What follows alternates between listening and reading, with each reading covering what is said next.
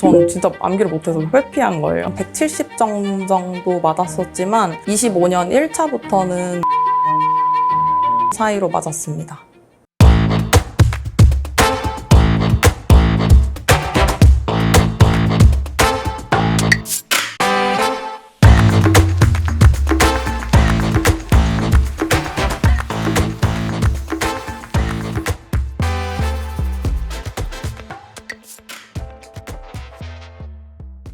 네, 안녕하십니까. 26년 1차 대전청 합격자 김지혜입니다.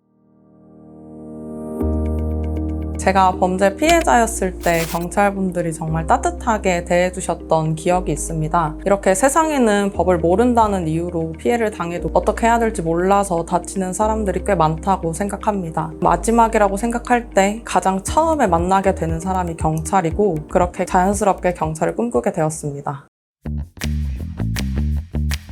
경찰 행정학과에 진학해서 먼저 경찰을 준비했던 친구의 추천으로 알게 되었습니다. 미래인재 경찰학원은 무조건 외우는 것이 아닌 이해를 바탕으로 알려주신다는 것이 장점이라고 생각합니다. 형사법 신광은 교수님의 강의 중에서 가장 도움이 되었던 강의는 기본 강의입니다. 사건이 일어났을 때 처음에 어떤 절차가 시작되고 왜 이러한 절차가 필요한지에 대해서 자세하게 설명해 주셨습니다. 형법 학설은 까다로운 부분인데 적절한 예시를 들어서 혼자 문제를 풀더라도 이거 하면서 교수님만의 언어로 풀 수 있었습니다. 정말 감사한 점은 기본 강의부터 파이널 강의까지 같은 부분을 처음 설명해 주시는 것처럼 매번 설명해 주신다는 점입니다. 같은 말도 계속 반복한다면 지치고 이 부분에 대해서 이 정도면 알지 않을까 생각하실 수도 있는데 문제를 풀면서도 판서에 대한 생략이 없으십니다. 경찰학 장정훈 교수님의 강의 중에서 가장 도움이 되었던 강의는 동형 모의고사입니다. 최신 문제들까지 모두 반영되어 있는 경우가 많아서 조금 루즈해질 수 있는 부분들도 좀 더 타이트하게 잡아줄 수 있는 강의였습니다. 헌법 강성민 교수님의 강의 중에서 가장 도움이 되었던 강의는 기본 강의입니다. 헌법은 문제수는 적지만 가장 포괄적이고 이상적으로 다가가는 법이라고 생각합니다. 각 조문들이 왜 생겨났고 어떠한 기본권을 위해서 존재하는지 기본 틀을 처음에 잡는 것이 중요합니다. 기본 강의는 빈틈없지만 빠르게 진행되었고 기본 강의만 듣더라도 문제를 풀 때 막힘없이 떠올릴 수 있었습니다.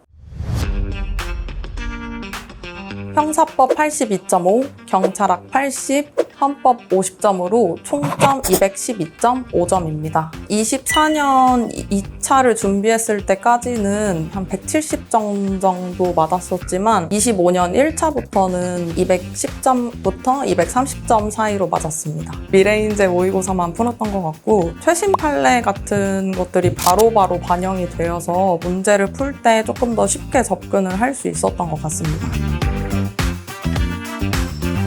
형사법은 다 기본서 위주로 많이 공부를 했었습니다. 형법 총론 같은 경우에는 생각할 것이 많다고 생각했기 때문에 한 페이지를 펴놓고 어떤 학설인지 계속 생각해보는 시간을 좀 오래 가졌던 것 같습니다. 그리고 비슷하지만 헷갈리는 판례가 많아서 연관지어서 생각할 수 있도록 노력했던 것 같습니다. 경찰학은 암기가 매우 중요한 과목이라고 생각합니다. 하지만 저는 암기를 잘 하지 못하는 사람이기 때문에 이해를 위주로 공부하려고 노력했었습니다. 이준호 교수님 OX 강의를 많이 들었고 기본서 회독을 좀 많이 했던 것 같습니다. 그리고 해주시는 내 친구 단거나 필기를 똑같이 필기를 하면서 외우는 시간을 따로 가졌던 것 같습니다. 헌법도 기본서 위주로 공부를 했었습니다. 헌법에는 어느 정도 자신이 있었기 때문에 강성민 선생님의 카페에서 댓글을 달아주면서 저 또한 다시 복귀하는 시간을 가졌고 답변 달아주었던 내용들이 잊지 않고 시험에까지 기억되어서 문제를 잘 풀 수 있었던 것 같습니다.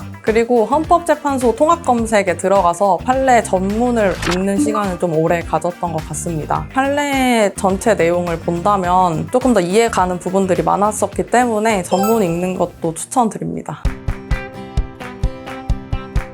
MBTI가 되게 N이라서 평소 살면서 생각을 꽤 많이 했던 것 같습니다. 치과가 보이면 헌법 치과 판례에 대해서 생각하고, 식당에서 뉴스를 보면 비슷한 판례나 관련 법령에 대해서 생각하는 시간을 가졌습니다. 그리고 친구들이나 가족들은 매우 귀찮았겠지만 대화 중에서 관련된 주제가 나오면 관련된 판례를 설명해주는 거를 꽤 많이 했던 것 같습니다. 모의고사가 있는 날에는 새벽에 상경에서 본원에서 모의고사를 봤습니다. 실전에서도 당일 시외버스를 타고 이동해서 시험을 봤어야 했기 때문에 새벽에 일어나서 모의고사를 보러 가는 것이 도움이 되었다고 생각합니다. 헌법은 13분에서 15분 사이로 풀고 경찰학은 25분을 목표로, 형사법은 조금 더 길게 가져가서 난이도에 따라 마킹까지 75분에서 90분 사이로 마치는 것을 목표로 했습니다. 한 달 전이면 앉아있는 시간을 무작정 늘리지 않고 컨디션 조절을 1순위로 두었습니다. 대신 한 호흡을 길게 가져가서 다음 쉬는 시간까지 시간을 늘려 100분 동안 집중할 수 있도록 노력했습니다. 이번 시험에는 경찰학 내 친구에는 지금까지 필기했던 내용들이 다 적혀 있었기 때문에 익숙한 것을 보는 것이 중요하다고 생각했습니다. 그리고 형사법과 헌법의 최신 판례를 가져갔던 이유는 지금까지 보았던 횟수가 떨어지기 때문에 한 번 더 보기 위해서 가져갔었습니다.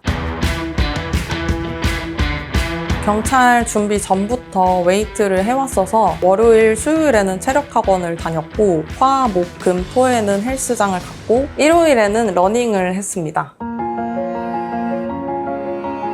갑자기 다른 직업을 하겠다고 했을 때부터 딸 하고 싶은 거 하라고 언제나 옆에 있다고 알려주고 믿어줬던 가족들, 불확실함 속에서 흔들릴 때마다 응원과 채찍도 아끼지 않던 친구들, 가족들과 친구들의 뒷바라지 속에 스스로 좋은 모습을 잃지 않으면서 진짜 국민을 위해 일할 수 있는 경찰이 된 것 같아 감사합니다. 효도할게요. 교수님들의 강의에는 진심이 보여서 정말 잘 되고 싶었습니다. 이때 마음 잊지 않고 부끄럽지 않고 자랑스러운 경찰이 되겠습니다.